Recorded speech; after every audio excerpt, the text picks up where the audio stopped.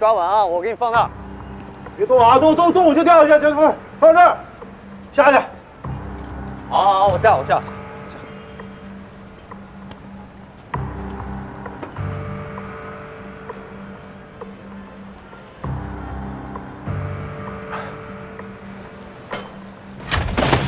啊！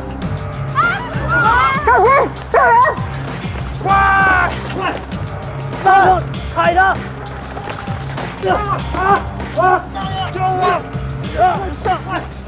大手踩着！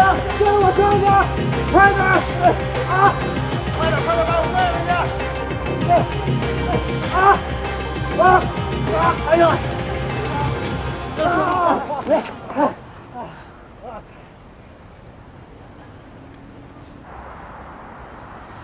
啊，对了，师哥，你先跟我去一趟房屋交易中心吧，我还有点事儿。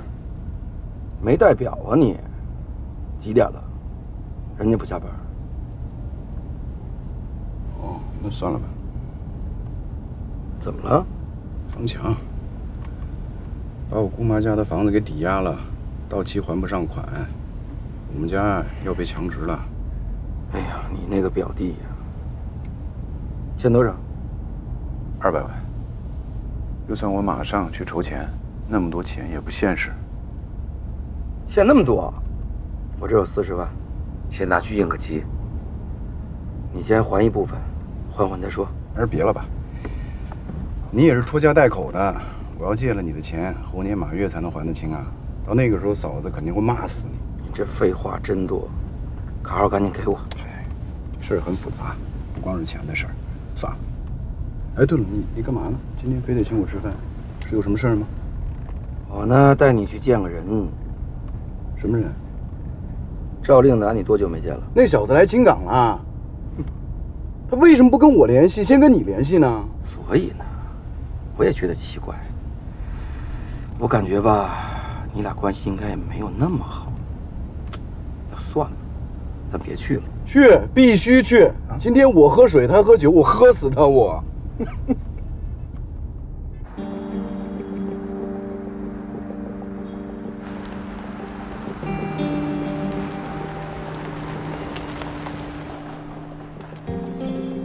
哎，石哥，这个饭店啊，我只在传说当中听说过。听说这儿最大的特点就是贵。哎呀，这老同学难得见一面，咱别让令南说咱们小气，没尽地主之谊是吧？也是。不过先说好啊，是你叫的我没钱，一会儿你买单。这瞅你这样。云南，哎，真有惊喜，你明白？好久没见。对呀，怎么样？瘦了啊，肯定是把工作忙了。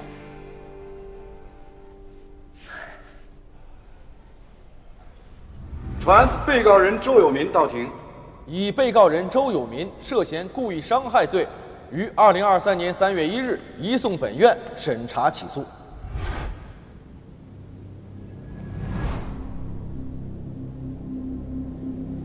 什么意思？怎么了？什么意思？好，介绍一下，就是我好朋友周总，我们也算是忘年交了。周总，这是齐法官，这是魏法官。啊，齐法官，久仰，我是周志。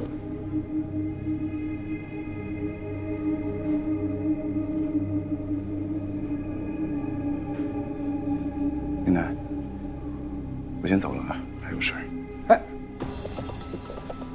哎，麒麟，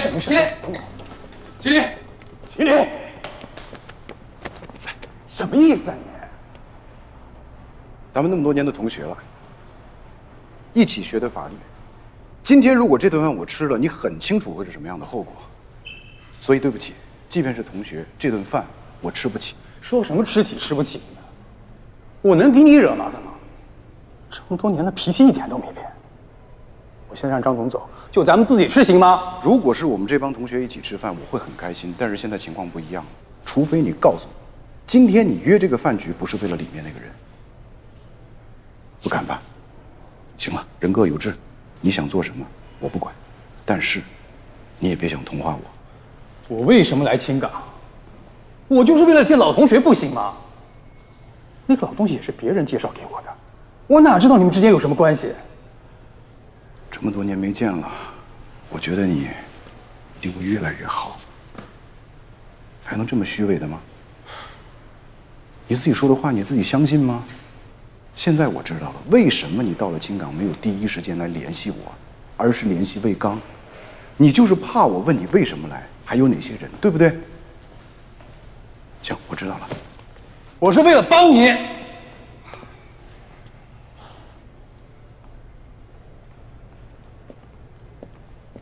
你自己说，当名法官要苦读多少年？你一个月能挣多少工资？就那么点钱。你家里的情况我都知道，你就不想报答你姑妈吗？再说了，你弟现在的案子不也需要钱吗？你不是说你不知情吗？英男，你告诉我，这钱挣多少算多？我挣的每一分钱都是我自己的，我对得起我自己的良心。你呢？你的钱哪儿挣呢？原告、被告、受害者，还是老百姓，还是那些自以为有钱就可以为所欲为的混蛋？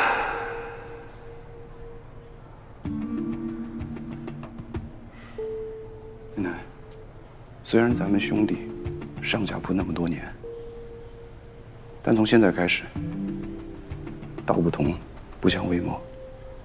以后咱们别再联系了。至于今天这顿饭，你是在帮我，还是在害我？你自己心里清楚啊。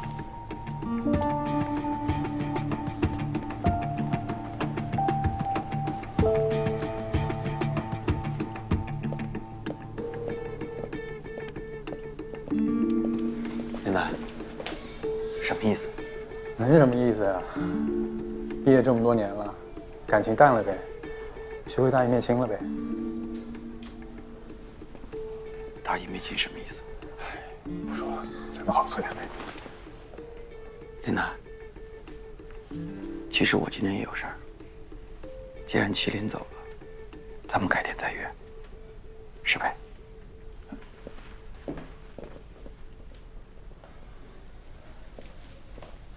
没错。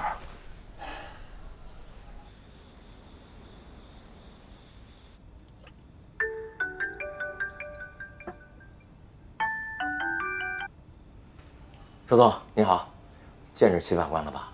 你玩我呢？你组的这是什么局啊？那个法官见着我转身就走了。不可能啊！赵岭南跟我保证说没问题的。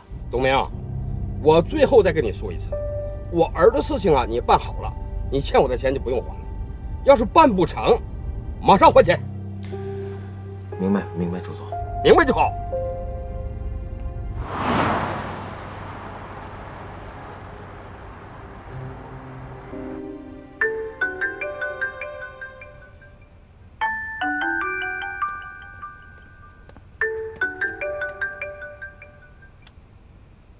喂，嘿，你好，是齐法官吗？哦，对，你好，哪位？啊，我是董明。我知道您这人啊，一向是恪守原则，但我这有件事情，估计您应该挺感兴趣的。您是不是有个表弟叫方强啊？对，他是我表弟，怎么了？哎呦，我听说他可欠人点钱。你有话直说。这电话里头咱一句两句可聊不清楚。您看这样好不好？咱明天早上见面聊聊。我跟你没什么可谈的。那可不一定吧。我呢把地址发给您，去不去在您，我候着。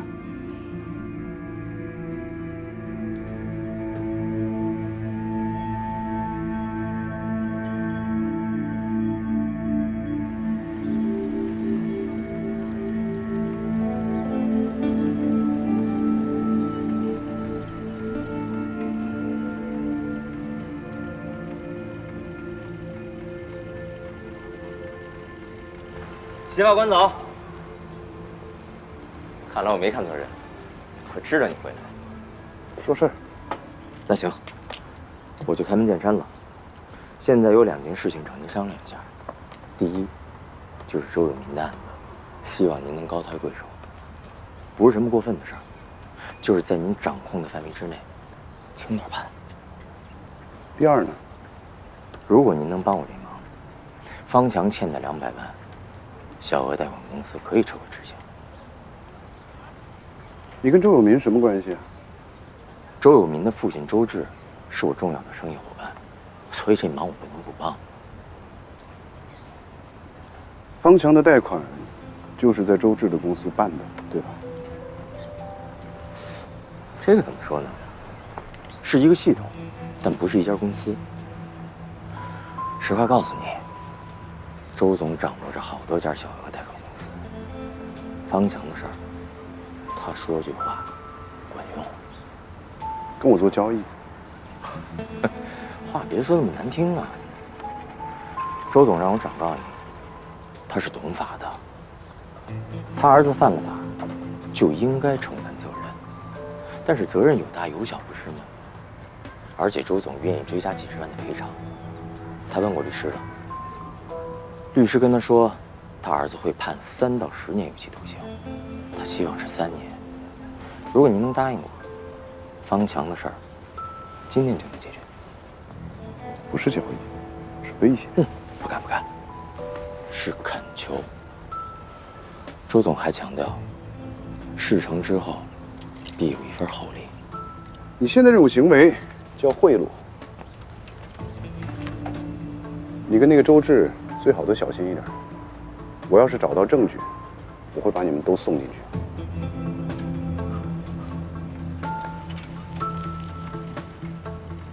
我说的话你再考虑考虑。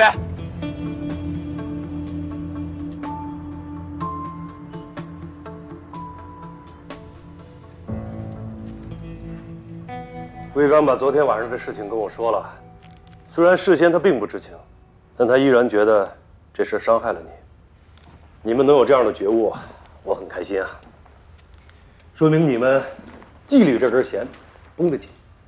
身为法官，手中握有巨大的权力，始终会被围猎。整个职业生涯中，会经历各种各样的考验。我希望你们以后遇到类似的情况，都能像昨天晚上那样去处理。马院，还有一件事情，我要向您承认错误。什么事儿？昨天晚上，有一个叫董明的人说是为了我表弟的事情，要约我见面。我表弟呢，现在涉及到了一桩财产执行案，是民一庭张丽法官判的。之前我跟您说过这个事儿。依照回避原则，我是不该去的，但是我怕失去机会，我最终还是去了。说结果。董明和起诉我表弟的小额贷款公司有关系，同时他和周有民案也有关系。他找你是什么目的啊？他要跟我做交易。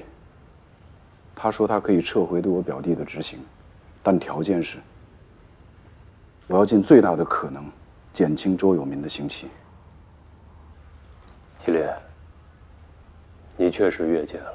我是真的怕失去了解真相的机会，但是我确实也没有想到，这个董明会跟2个案子都有牵连。经过了解，事实基本清晰。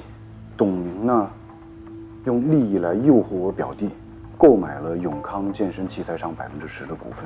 由于我表弟法治观念十分的淡薄，他先是以为他妈妈的房子天然就是属于他的，擅自找人冒充我姑妈，把房产过户到了自己的名下。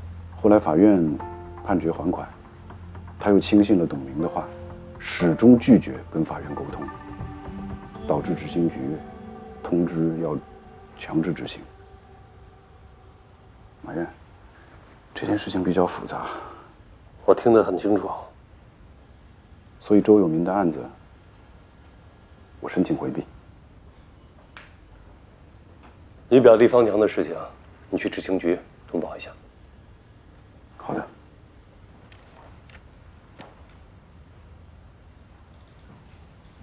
还有事儿？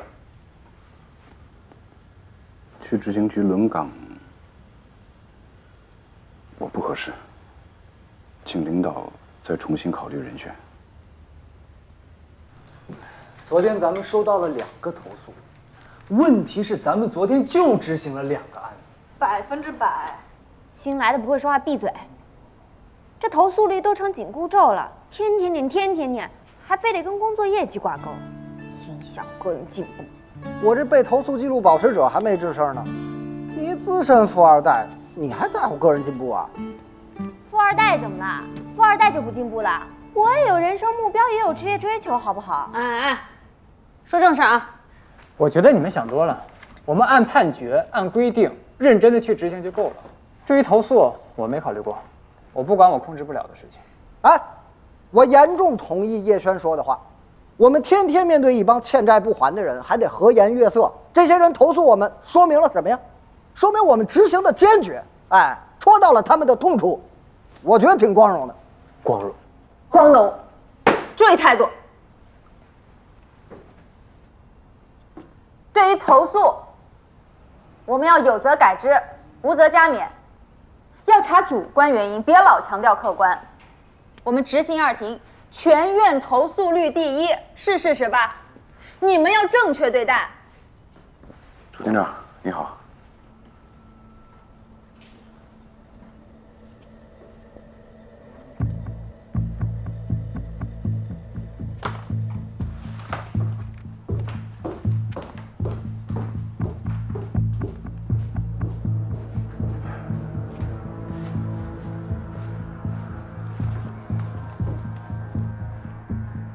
今天不会打起来吧？新来的，把嘴闭上。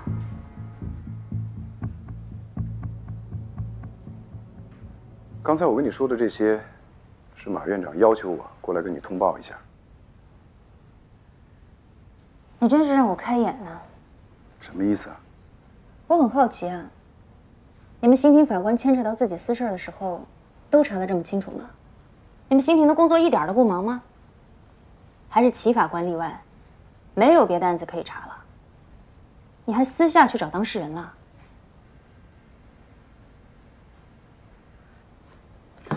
这件事情，我的态度上次跟你已经说得很清楚了，我们之间没什么可谈的。咱们是同院，之前对你楚云庭长呢，我也是久闻大名。咱们非要这么聊天吗？非要这样夹枪带棒吗？法官跟法官之间的沟通就这么难吗？就不能心平气和？还是说你觉得你这么说话，就显得自己特别的正义，特别的铁面无私啊？我判案也这么多年了，我在院里的工作大家都是有目共睹的。你是不是想说，你的结案率全院最高？纠正一下，是连续3年。全院结案率最高。我不是在标榜我自己，我自认为我自己还是一个尽职尽责的合格法官。一个合格的法官要做到的第1条就是不违规违纪，你做到了吗？我上次跟你说过，这件事情有它的特殊性。我是个孤儿。孤儿？孤儿怎么了？孤儿就是你违规违纪的理由吗？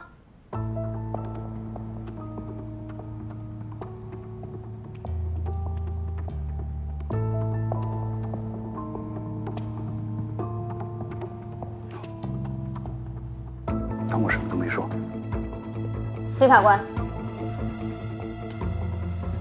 我已经接到通知了，考虑到齐润玉的认错态度良好，以及实际的身体情况，现在人你可以领走了。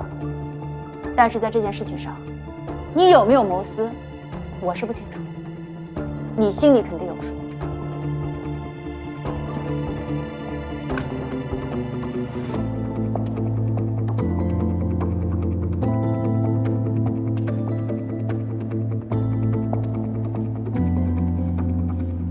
事情紧急啊，唐院长要求我们开个碰头会，一会儿10点，麒麟就要对周有明案子进行宣判了。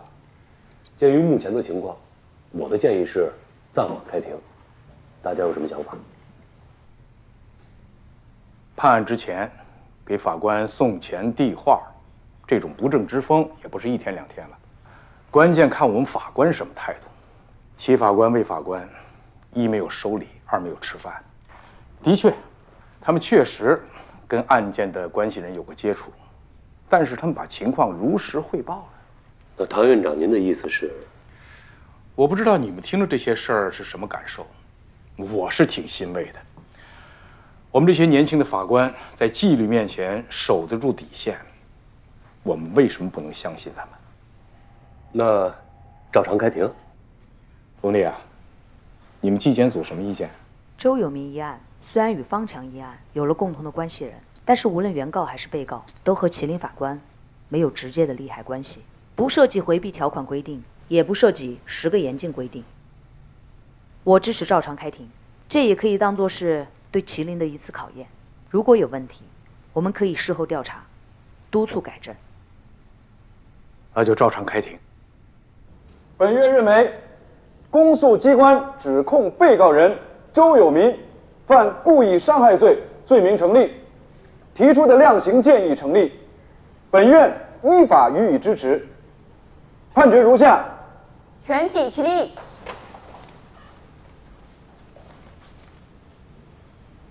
一、被告人周有民犯故意伤害罪，判处有期徒刑7年，刑期从判决执行之日起计算。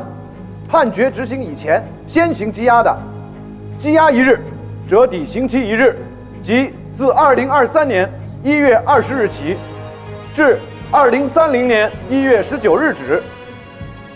2、被告人周有民赔偿附带民事诉讼原告人郑小聂医疗费、交通费、误工费、护理费、营养费、伙食补助费等各项损失，共计人民币686530元，于判决生效后5日内付清。如不服本判决，可在接到判决书的第2日起10日内，通过本院或直接向上级人民法院提出上诉。书面上诉的，应提交上诉状正本1份，副本2份。被告人，你要上诉吗？被告人，你要提出上诉吗？我不上诉。闭庭。啊，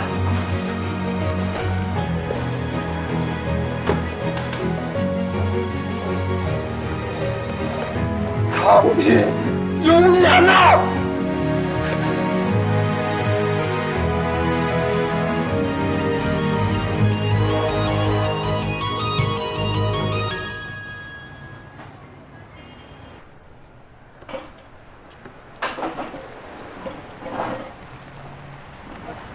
谢谢啊。没事没事。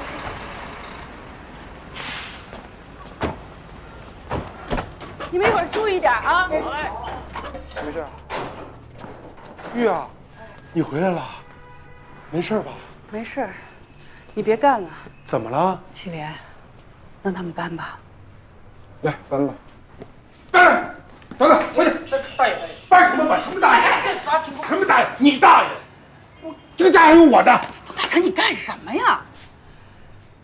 麒麟教育我了，这法院让咱腾退，咱就得腾退。麒麟，你怎么这样呢？你也是个法官，你就这么收拾自己家人啊？你可真行！你没给你们院领导说呀？咱们什么关系？你这个房子不能动。冯大成，你想干法呀你？姑父，你别着急啊，咱们自己家的事我肯定得管。我呢见过方强了，这件事情一定会慢慢最后搞清楚的。等到有了新的证据，我们可以申请再审。但是在这之前，咱们还是得遵纪守法，该办还是得办。你听明白了？作为法官的家属，咱们得支持他，咱不支持他，谁支持他呀？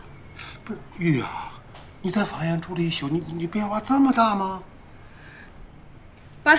好，走。搬，你小心别磕了碰了啊！哎，好啊。别关这里边去。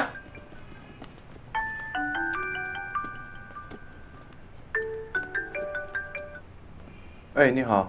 喂，秦法官，我董明，跟您聊聊。聊什么？咱聊聊方强的事儿。没什么可聊的。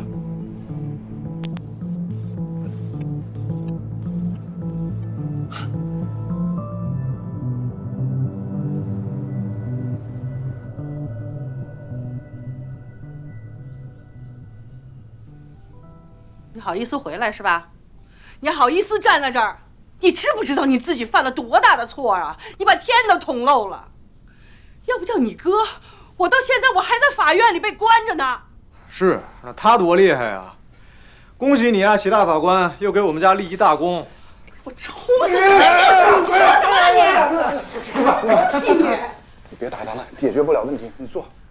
这事儿不能全怪方强，其实跟我也有关系。这怎么还扯上你了？借钱给方强的贷款公司跟我审理的一个案件的被告人有关系。之前你跟我说那董明，他找过我了，他要求只要我轻判被告人，他就可以对你的案子撤诉。等等，玉啊，我怎么听着这么乱呢？乱什么呀？有人要放过你儿子，那不挺好吗？好什么好啊？前提是让他犯错误，让他放过那个被告人，就这么简单。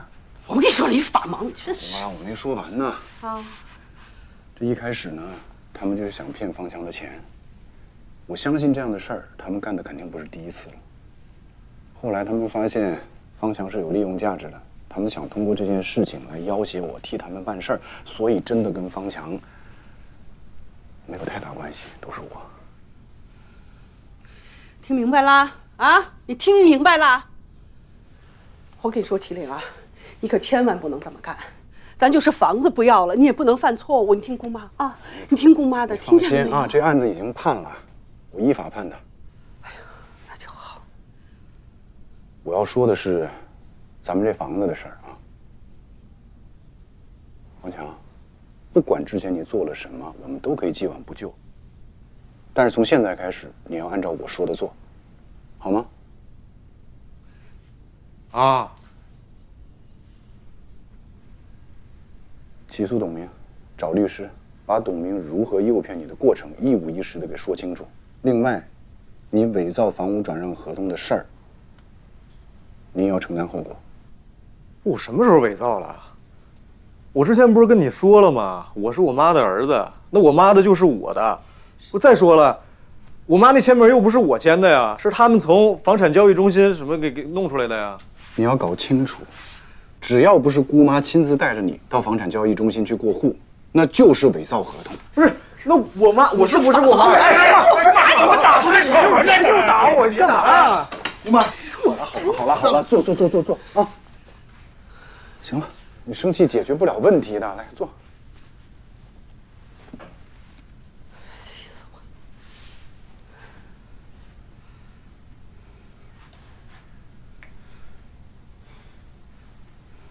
还有一件事啊，咱们家人都得做好心理准备。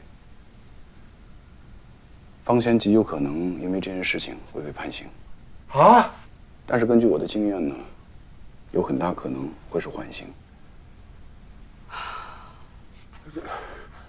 缓刑影响找媳妇吗？影响，说不定还会断子绝孙呢。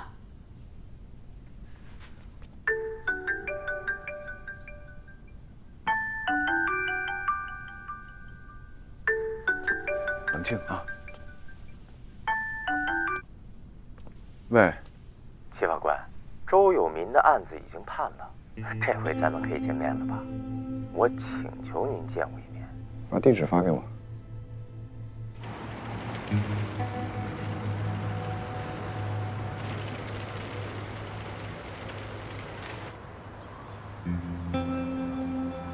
对不起，我迟到了。我要跟您道个歉。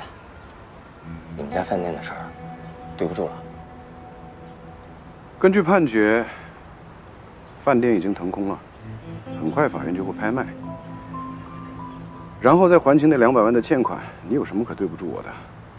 这事儿可以商量，没必要闹成这样啊。心虚了？我虚什么？欠钱的又不是我。那你干嘛要约我呀？我告诉你，欠钱的有可能是受害者，借钱的没准呢是下套害人的。小额贷款公司是怎么引诱方强签的房屋抵押合同，是怎么造假过的户，又是怎么签的转让协议，你心里应该很清楚吧？你卖给方强股份，同时又给他介绍小额贷款公司。你跟周芷这么熟，在这当中你充当什么样的角色，你心里也很清楚。200万的抵押贷款，左手倒右手，1分钱不出，还白赚一饭店。现在骗子都那么猖狂的吗？您可是法官，你说话得讲证据。我告诉你，我一定会找到证据。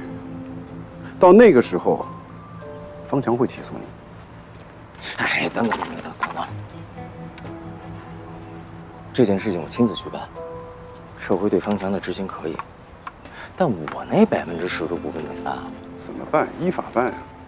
你别打官腔行吗？方强跟我说，股份转让协议虽然已经签了，但是现在还在市场监管部门走审批程序，可以申请终止。行，就按你说的办。那你让方强来找我一趟。那是你们俩自己的事儿，你要找他，你给他打电话。另外，我提醒你啊，以后遇到案子，不要再想着找法官通融。这说的不好听，是行贿，罪加一等。是不好听。谢法官，您看，现在您的饭店拿回去了，我那股份也收回来了，咱们各退一步，这事就算过去了，行吗？做人留一线，日后好相见。你最好盼着，永远不要再跟我见面，听明白了吗？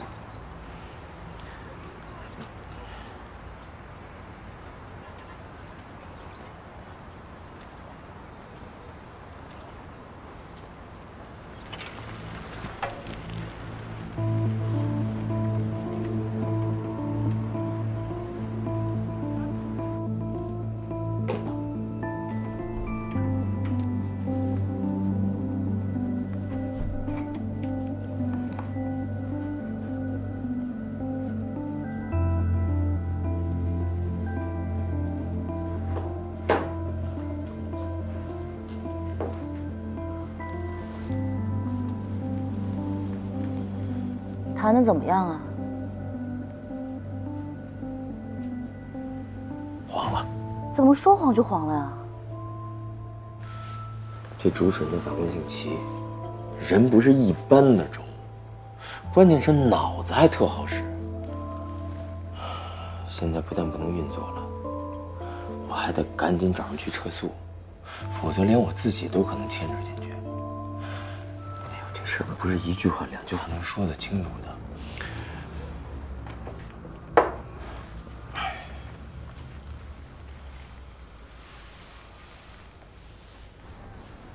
应该是都够了，浴液，那个牙膏2桶，这个香皂，这也得省着点用啊。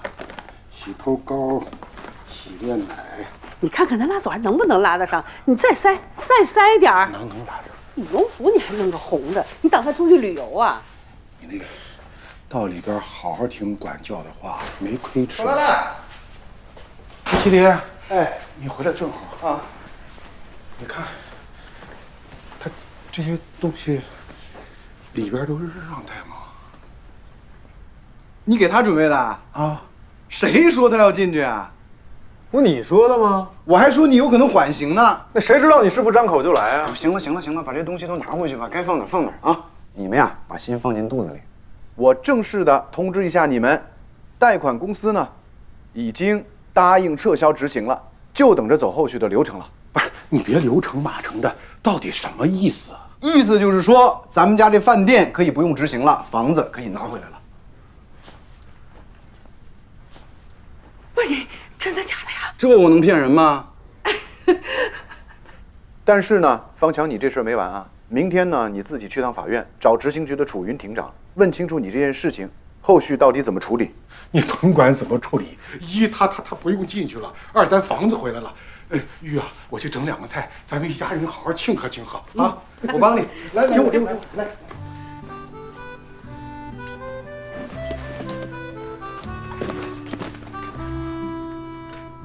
我告诉你啊，你可给我记住了，这次是你哥救的，你但凡有下次，我就亲自把你送进去。他们不收，我也把你送进去。记住了，您可真是我亲妈。少贫问。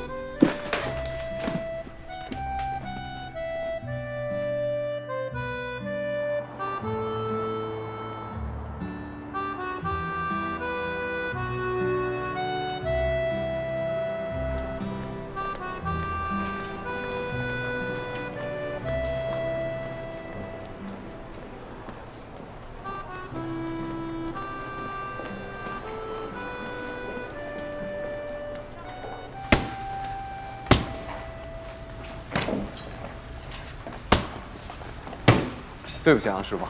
在这儿你是师傅，没什么对不起的。其实事先我就知道要去执行你姑妈的点，但是我思前想后，还是没跟你说。你做的对，如果你提前告诉我了，你就违反纪律了。我觉得你最近状态不对，是不是因为你姑妈的事儿？不是。那你烦什么？轮岗啊，我连续3年全院结案率最高，这一轮岗4连冠就没了，这都没什么。最重要的是，执行局的那个女庭长好像故意在针对我，很难搞。你别这么想，他是个坦诚表里如一的人，骨子里也挺爷们儿的，你俩肯定能处。无所谓，半年嘛，忍一忍就过去了。我觉得你来执行2厅挺好的，最起码能多帮着我法考。你这人怎么那么自私呢？就光顾你自己啊！我一堂堂刑庭法官，我跑到执行局跟他们做那些婆婆妈妈的事儿，我想着我就来气。你说谁婆婆妈妈？我天天跟着婆婆妈妈的人一块执行，我觉得他们挺棒的。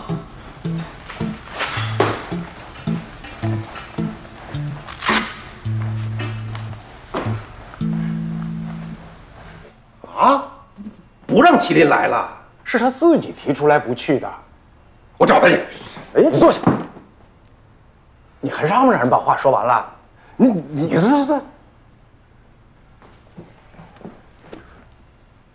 麒麟跟我汇报了最近发生的事儿，就是他姑妈家要被执行的事儿。他觉着在这种情况下，没有办法跟楚云处理好关系啊。当然，咱们这个轮岗制还得进行下去。我找你来就是想跟你商量一下，咱能不能换个人？不能换。唐远，你又不是不知道，那当年麒麟来法院的时候，就是我带的他呀，我对他是知根知底的，专业过硬，热心快肠，原则性又强又灵活，这是一名得力干将啊！不是怎么？院领导都已经定下来了，现在想说换就换呐！我是怕影响工作，绝对不会。你呀，踏踏实实把麒麟交给我啊，我保证处理好他跟楚云的关系。楚云那个犟脾气，你做得了他的主？我是局长，我说了算。你故意的吧？哎，你干什么去啊？我找唐院长啊，这个人我不要。别，有什么话你慢慢和我说。你找什么唐院长？我告诉你，麒麟这个人我坚决不要。我们执行2厅是人手不够，积压案件多，投诉率也高，但你也不能什么人都往我这儿塞吧？周局，你不是不知道，他作为当事人家属来找我，我就瞧不起他。你们要说这件事儿他一点没有违规，一点没有私心，那你就是暴力。我知道他跟过你，你喜欢他，但跟过你的不一定都是好法官吧？你现在让他来干什么呀？捣乱吧！你看看你这嘴，跟个机关枪似的，叭叭叭叭叭叭叭的。有什么话咱坐下慢慢说。来，我不做不做。这件事情发生在这个时间啊，的确不太凑巧，影响了你对麒麟的看法，这很正常嘛。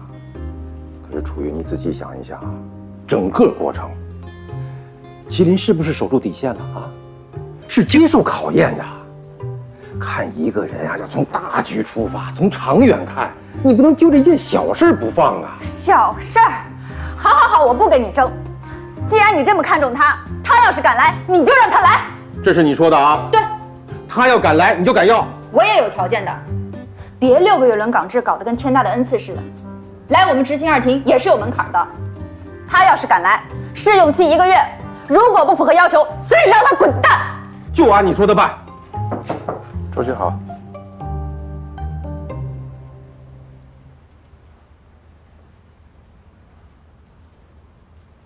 哎，来的正好啊！来，你们2个人啊，一个敢来，一个敢要，都是好样的啊！周局，刚才说的话可不许反悔。周局，我刚才法院都跟我说了，说你态度非常好，坚决服从组织决定啊！我不管你们2个人之前有什么矛盾，但是从今天开始，你们要精诚合作，风雨同舟。来，握个手。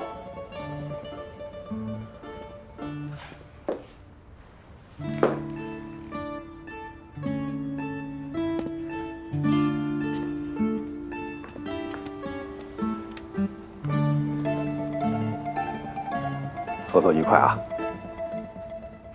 合作愉快。